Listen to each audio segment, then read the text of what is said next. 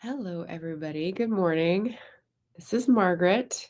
Welcome to my channel. You're on Booktube. My name is Margaret Pennard. I'm a historical fiction author and an eclectic reader, and it's Wednesday. It's every other Wednesday. It's a wrap up. So, welcome to the channel for a wrap up where I do however many books I've read in the last 2 weeks and give you my honest thoughts, opinions, recommendations. I've got 4 on the thumbnail, but I just remembered there's a mystery 5th one. It was in a group of books that I borrowed, and I talked about it for a tag, so I thought I reviewed it, but I didn't. So we're just going to wrap it in with today. So that's 5 for the past 2 weeks, because as you can tell, I'm not in my normal environment, and it's been a little busy because I'm visiting family. So this will be my last video here. I will be driving back, and so we've got lots of friends to see today, lots of packing to do, cleanup to do, and then driving, which is a little tiring. So I was trying to pump myself up before this stream, but you could probably tell my voice is a little tired and my eyes are a little full of sleep. But I was trying to stretch my face so that the smile would feel like a smile. So, hello and welcome.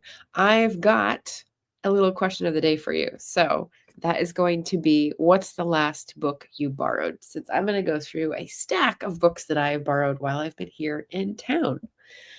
So, what I'm going to do is talk about the books that I'm reviewing, and then also talk about the readathon that they're for a little bit. And then the stack of borrowed books, and then the stack of current reads. So we'll get a little bit more than usual today. Hopefully that is something you have time for, or you're rewatching this and you're replaying me at double speed, which is totally cool. All right, so I'll leave that up and then just say hello to anyone in the chat. We've got an AF Stewart. I have an author very close to your name that I'll be talking about today, so that's fun. We've got Albert the Conjugator. Hello, hello. We're going back and forth about some music things, which is fun. I recommended Sinners to more people based on your video, so I hope it's good. Cat Paws here. Hello, hello.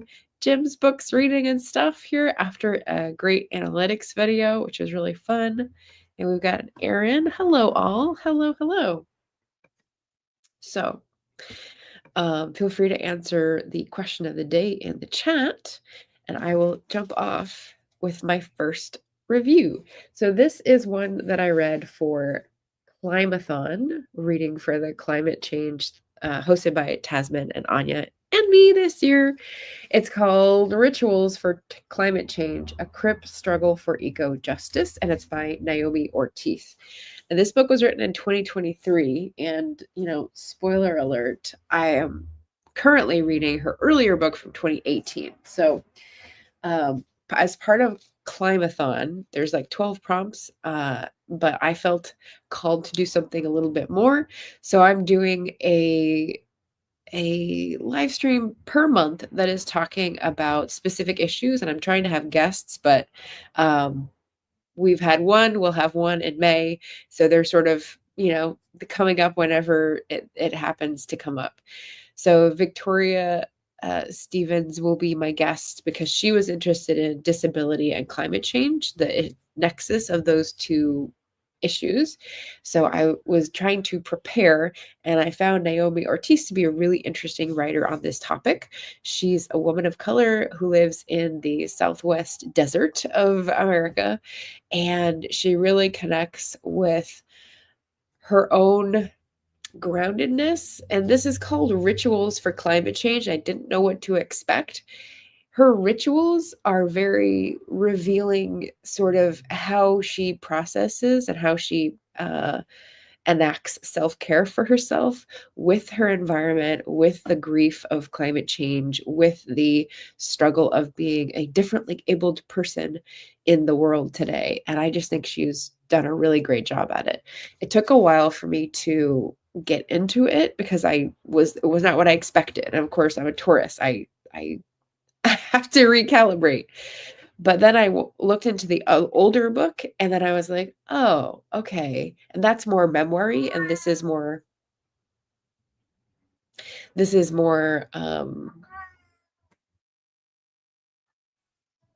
hi Bean. This is more poetry and I think polished um ways to get people thinking about these ideas for themselves rather than her own presentation. So they're really good books to read together, and I hope you'll join us on a Sunday later in May to talk with Victoria Talks Writing and me about disability and climate change. I had a couple I wanted to highlight. I'm just going to read one just as an example. It's a page and a half, and it's a poem. It looks like a poem, so I'll call it a poem. But if I don't read it like a poem, please forgive me. And Philip, if you watch this, I hope you're proud of me for focusing and featuring a poem. It's called Acceptance is a State of Safe. Dry leaves snap off branches. There's no Harley in this poem. Hold on. All right. Dry leaves snap off branches like tiny shrapnel hurling through the air along with beetles and butterflies. All trying to navigate the churning torrent, the struggle to live is real. Wind breathes vitality into dust devil spirit, gathered from desert floor and sandy riverbeds. Twisters dance, swirl for inches or miles between wispy, quickly moving clouds. Grandfather sun beats down bright gaze, every agitated particle illuminated. I do not sit here unaffected on this picnic table. As I lean out over dry, deep city wash, dirt flies into eyes, wraps its way into hair. I am captivated by the challenge to brace body against wind. Earrings fly sideways, threatens to be yanked from lobe. Next to this arroyo, birthing tiny cyclones of change, I imagine my sadness and longing, deftly gathered and pitched into this forceful movement, to watch fear of life and death and everything in between as it is carried, raging.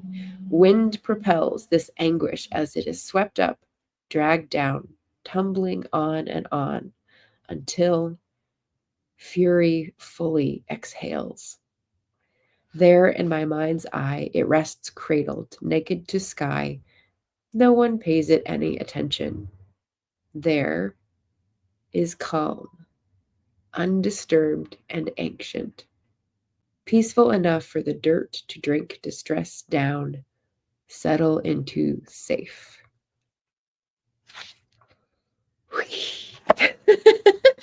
So it's so good. It's a library book. So I may have to get this one later. I did do a lot of book hauling here on the Central Coast, but there's so much to go back and get from that. So I was really, really enjoying this towards the end. All right, let me catch up on the chat to say hello, Mama Maggie. Lovely to see you. Here to listen and lurk. Nice. We've got Arita Slanina. Hello. Margaret, how are you, gorgeous? Just popping into Smoochies. The likey need to go to lunch. XOXO. This gal is from your neck of the woods, Rita. So yeah. Cat Boss says, hi, Mama Maggie. Oh, okay. So I'm going to star these and read them in a couple books. So I'll come to your answers for the borrowing books when I talk about the borrowing books. So I don't forget. Yeah, Bean wants some camera time for sure. He's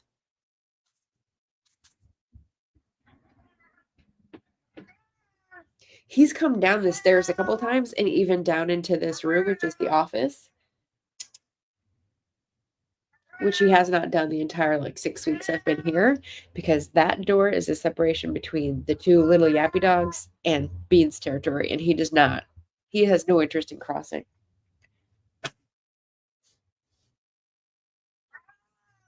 Anyway, he's very talkative this morning, so lucky you guys. He doesn't want camera time. He's the opposite of a camera hog. Okay, so that book was for Climathon and my Truth and Reconciliation for Climate series, and hopefully you'll tune in for Victoria and I to discuss disability and climate change later in the month. Now I'm going to switch over to Herkyet, which stands for the hardest reading challenge you'll ever do. And I read 2 books this past 2 weeks for that, and one of them you'll discover was a fail, but that's okay. So I read the second book in the Amanda Scott series. So Cat Paw highly recommended this series, and I am not finding anything to prove them wrong. It's Boudica is the name of the series, and the second book is called Dreaming the Bull. Of course, I have all the mass market paperback editions, except I couldn't find book 2, so I had to order it, and it came in a big old trade paperback, which is sort of annoying, but whatever. Lots of good stuff in here.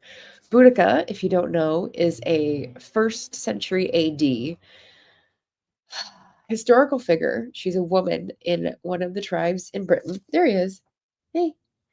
One of the tribes in Britain when Rome came over to try to conquer the island.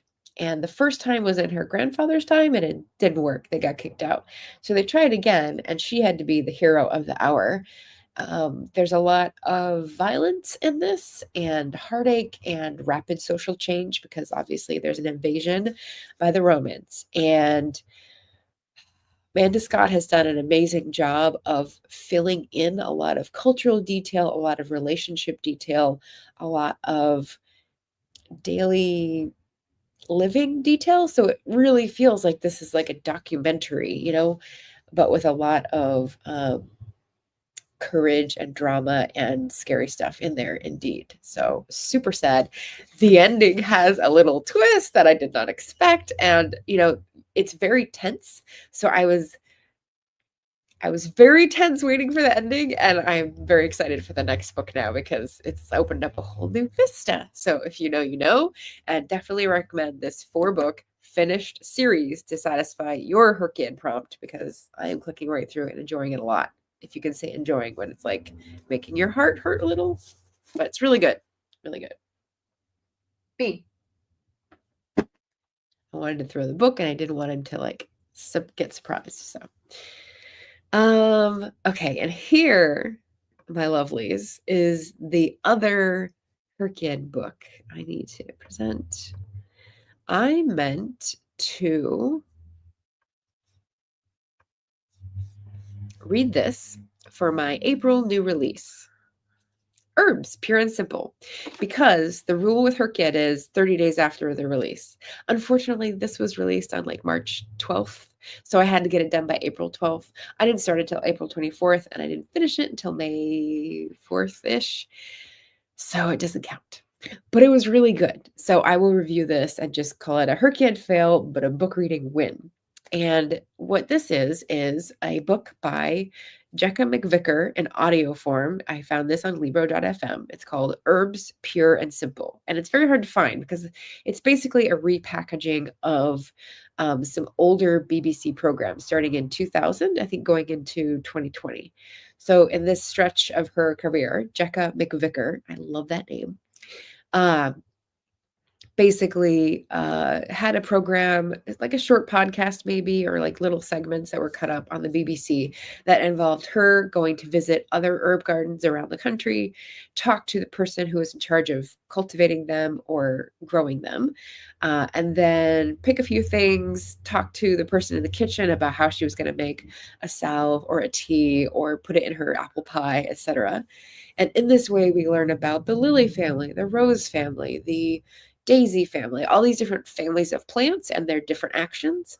And of course, it's not comprehensive. It's only like a 2.5-hour audiobook, I think, but it's a really good introduction. And for me, who can tend to go full bore and get overwhelmed and just forget everything as it's washing over me, I thought it was really useful. So if you're curious about herbs, what you can grow in pots, what you can use when you forage, and stuff like that, I think it's really nice. And she's got a lovely voice and she talks to really friendly people.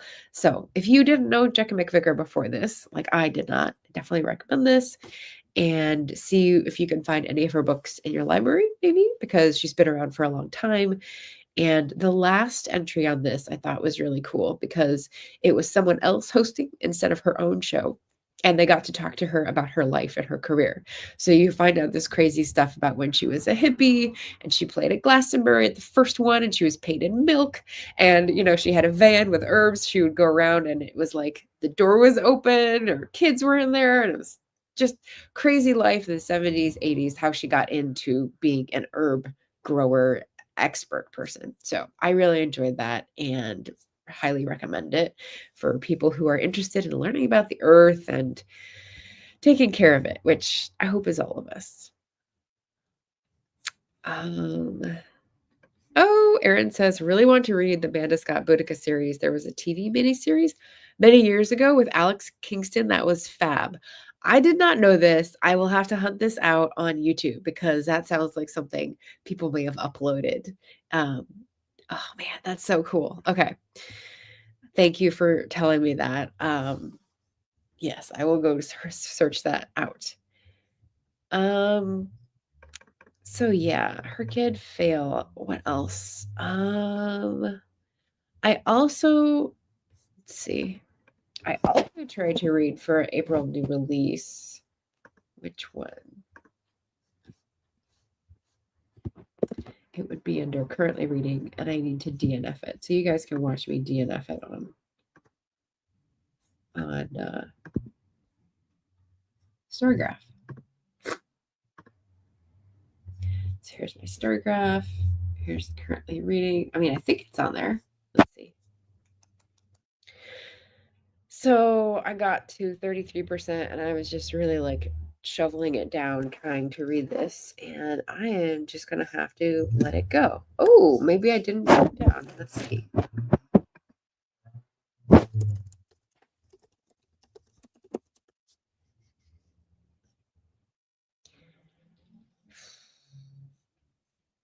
There we go.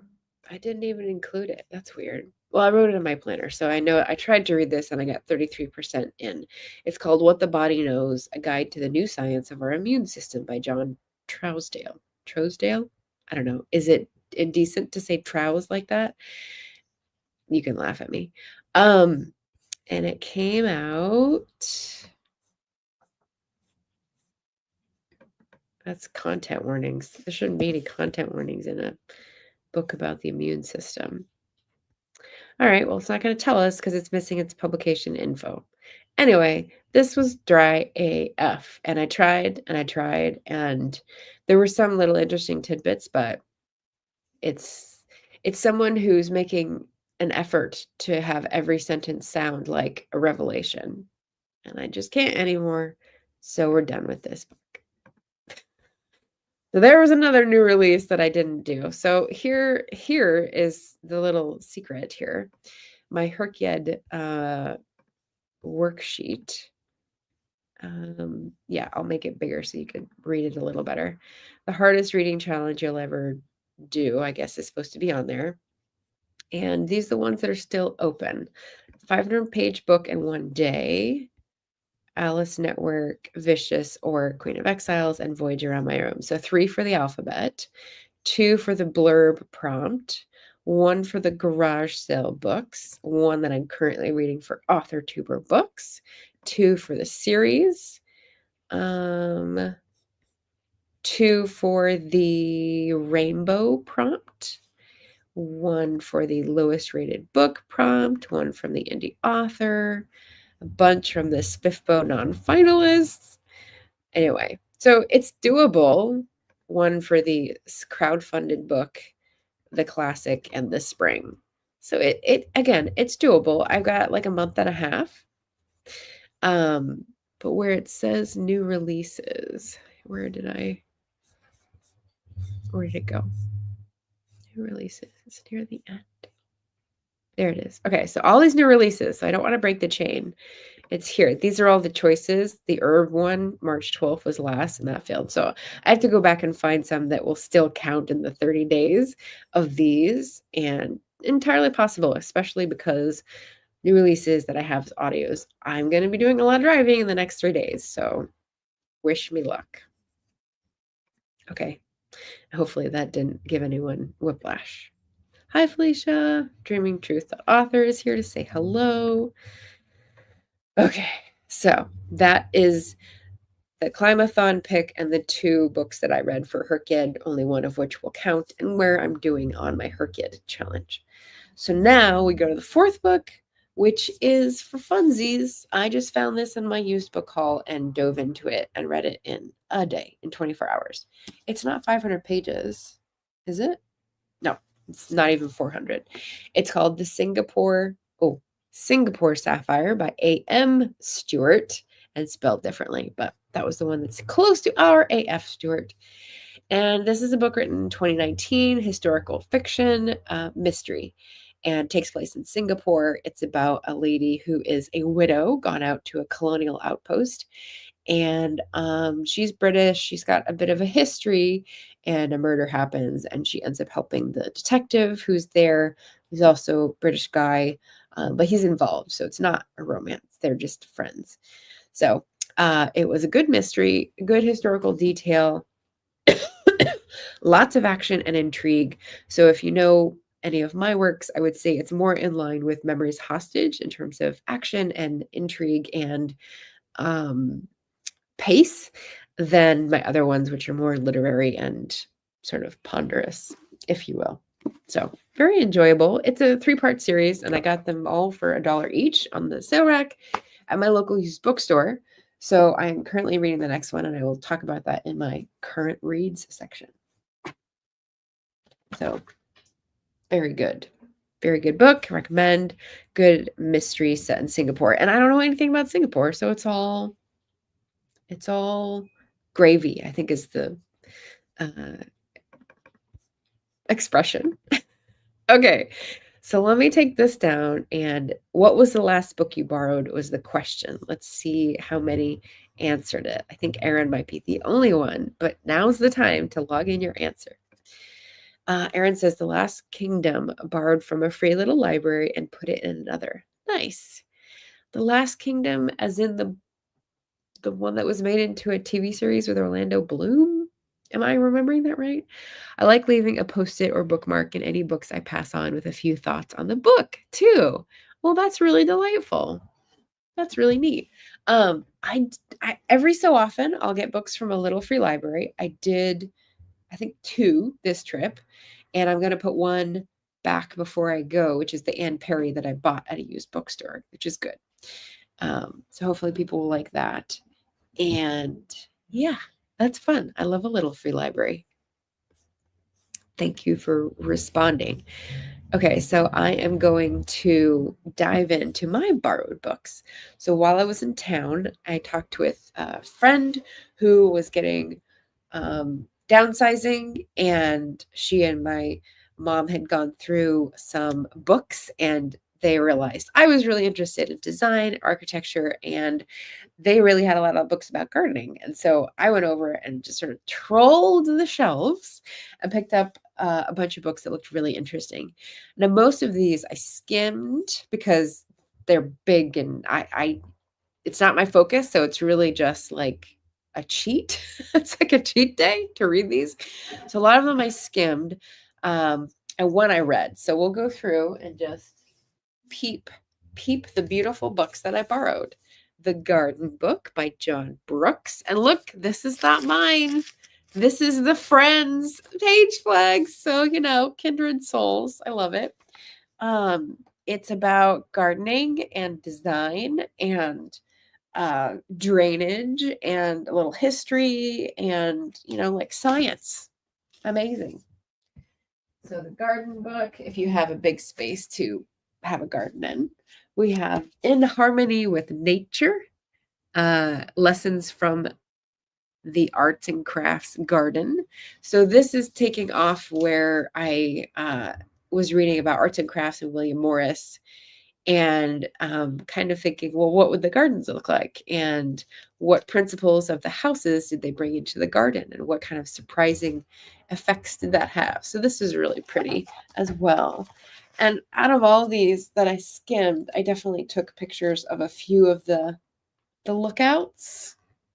I don't know, just beautiful houses, places that I would probably visit if I was a tourist in Britain, to be honest.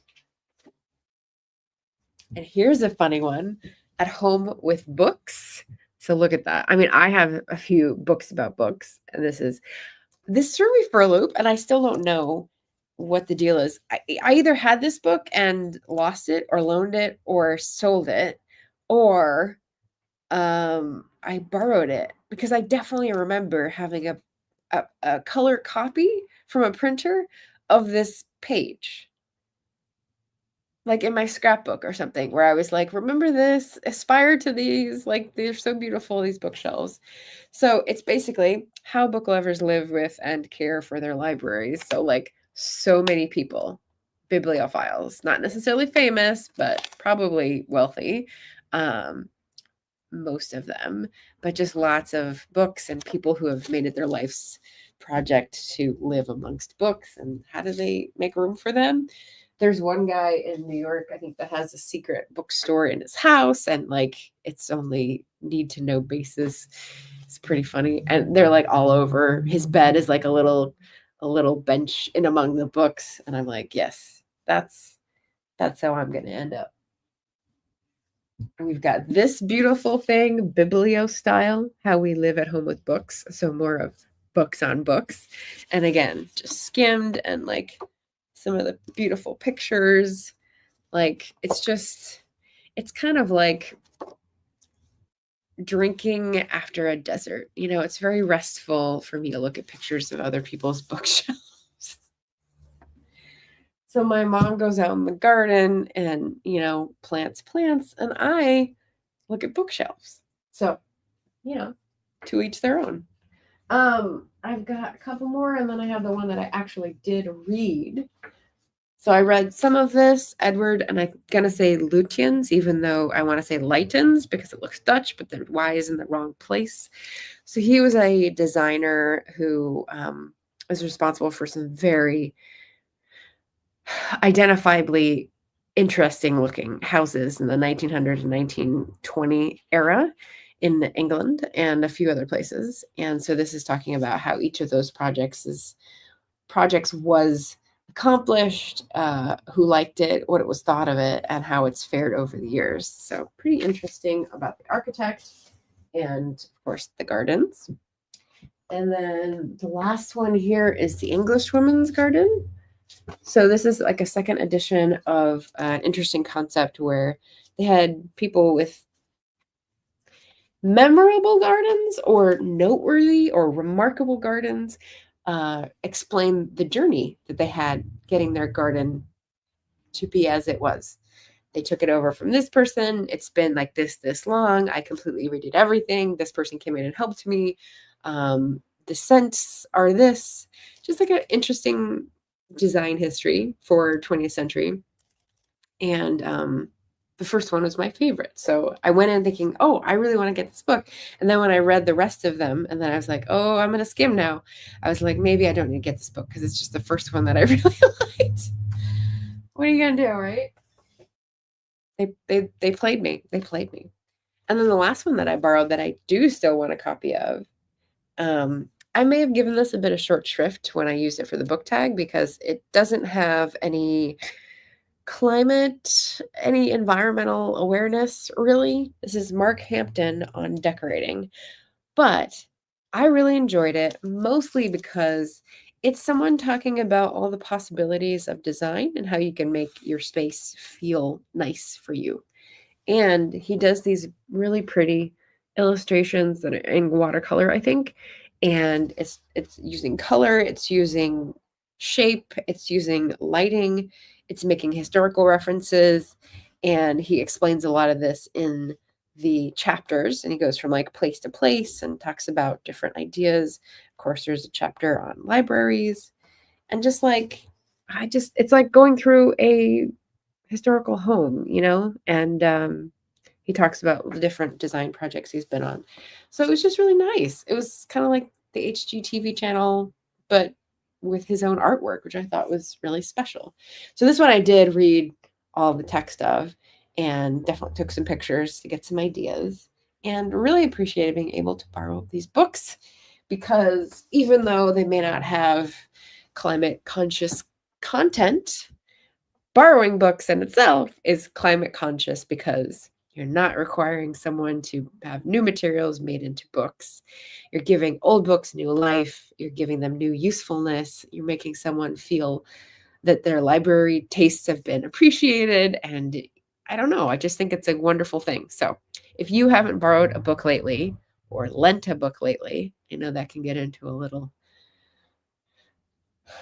trembly trauma territory if you've been screwed over, but I would recommend you try it. And I'm going to be returning these today because it's the last day of here, and that'll work out perfectly. Oh, okay. So Albert says, I borrowed Misery by Stephen King for a book club. Didn't think you'd want to hang on to that one, huh? Interesting. Okay. I don't know if you know, I have not read any Stephen King except his writing book on writing. So I thought that was great, and I feel no need to read any of his books that are horror or thriller. So I'll just enjoy other people enjoying them, as you did from borrowing it. That's great. And Catpaw says, last book borrowed was 2015 after the accident. It was a yellow brick written by a disabled American man, and I'd be damned if I can remember the title. Oh, well, just go to a bookseller. They'll probably know what you mean. You got a date, you've got the color, you've got the author description. I mean, that's like everything they need, right? They have the superpower. They'll be able to tell you. Oh, man. It doesn't bring anything up for me, but 2015, maybe someone knows. Maybe someone can help. In the chat even. Okay, so those are all the borrowed books. And my 5th mystery review on the decorating book. Very good. It's on my wish list. So if I do find a copy of that, I will snap it up because it was nice to relax into, like I said. Current read. So I mentioned a few of these. We've got Naomi Ortiz's other book, Sustaining Spirit, which is self-care for social justice. And this is not poetry. It is more memoir, like I said. And it's very demonstrative about how Naomi found out, like, the hard work it takes to figure out, how do I make decisions? How do I look out for myself? How do I make these boundaries between I need to ask for help and like I need to just sit in quiet and feel something? Because it can be really hard to know which is the way to go, because we've got what are they called? The gurus saying both ways, so it can be hard to know. And she's really advocating deep knowing. And like, I definitely need this book. So again, this is a library book, and I will be trying to find a copy of it because it's really good. So I'm currently reading that. I'm on page 49. Then we've got the second in the Singapore series by A.M. Stewart. It's called Revenge in Rubies, historical mystery, and it's called the Harriet Gordon series. So I am 172 pages in, which is almost halfway. And yeah, the brutal murder of a woman in her bed, it's not my thing. Like, I'm liking the different cultural references, but I am seeing like, even though it was written in, I don't know, 2020, I guess, like, it feels older. It feels like a 90s thing, if you know. So that, I'm working my way through Maiden of Artemis, which is by my lovely friend Eloise Barr. I am on page 107. This is about the gods and goddesses of Mount Olympus interfering with the lives of mortals in ancient Greece. And we've got basically this gal who's a slave in trouble, and then she gets an intervention from Artemis. And now she's trying to figure out, okay, well, she said sanctuary. So where do I go? What do I do?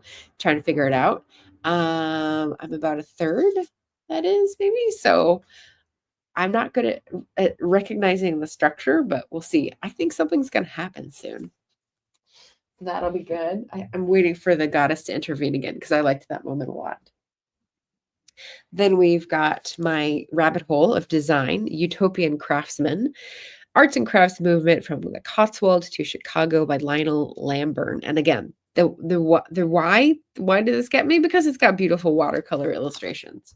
This is much more of a history book and much more of a actually it doesn't have watercolor. It's got things like the wallpaper that they designed or stuff that was in a magazine, or we've got like photographs of things in museums. Yeah, I guess, and it doesn't have, they're talking about the literary journal they started. So there's the color. There it is. Okay, so I haven't gotten to that part yet, but they do have watercolor drawings. It's just so pretty. So there's that, and I'm slowly, I don't want this stack to tumble. Slowly getting through this one. I'm on page 124. And is this the final one? Have I gone through? So Sustaining Spirit is for Climathon. Maiden of Artemis is for Herkyed. Revenge in Rubies, Utopian Craftsman. And then the last one I started is called Before the Streetlights Come On by Heather McTeer Toney. This is an activist writing a book and doing it in very relatable language. So I read a review of it. I can't remember who recommended it, but it sounded really good. So I requested it at the library book.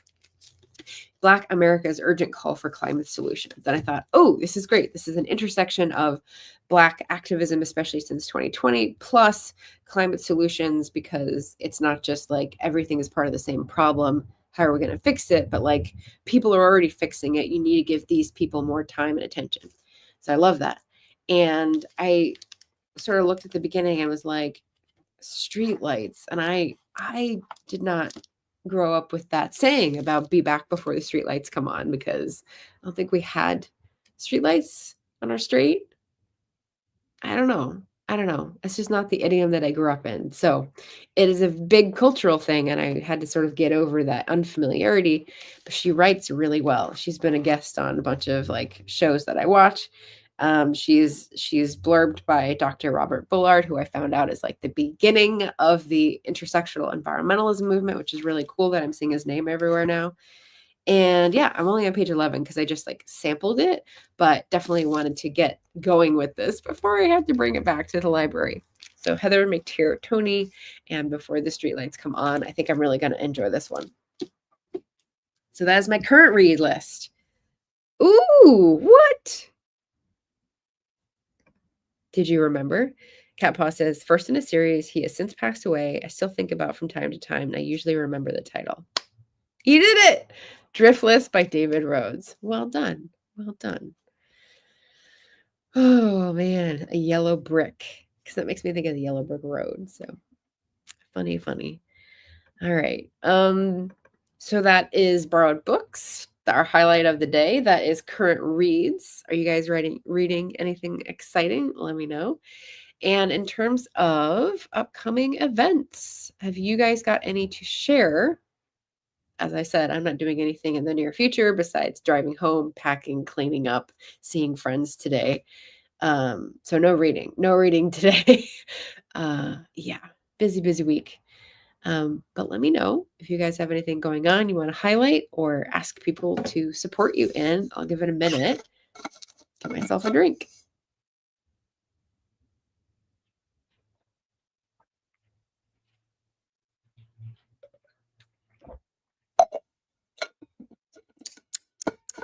I haven't gotten to any other of my research tasks. That really got away from me. But I built it into the schedule, so it's going to be okay.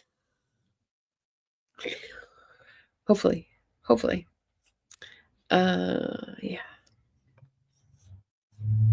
All right. Well, that is me for the day. I'm going to scamper off and can't do anything about the Herkyed or the Climathon stuff today, but tomorrow when I drive, I will be listening to something. We'll see. Maybe I'll make it a poll on the community